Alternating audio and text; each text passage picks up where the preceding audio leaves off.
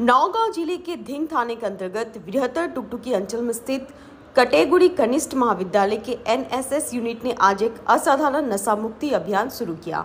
टुकटुकी क्षेत्र में बढ़ते नशे के प्रभाव को देखते हुए यह पहल उठाया गया है।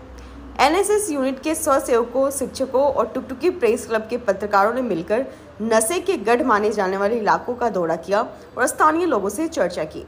बैठक में नशे के भयानक प्रभाव, समाज और युवाओं को होने वाले नुकसान और इससे निपटने के उपायों पर गहन चर्चा की गई। इस बैठक में स्थानीय लोगों में जागरूकता पैदा की गई और समाज में एक सकारात्मक संदेश दिया गया। एनएसएस यूनिट की इस सद्भावना पहल से भविष्य में इस क्षेत्र में नशा मुक्ति के प्रयासों को गति मिलने की उम्मीद है। टुकटुकी से आबुल हुसैन की रिपोर्ट, डेली 24 लाइव। এই মুহূর্তত সৃষ্টিকৰ্তা মহান ৰব্বুল আলমিনে ফৰিষ্টাসকলক লৈ ফৰিষ্টাৰ মেহফিলত এটা আলোচনা আৰম্ভ কৰে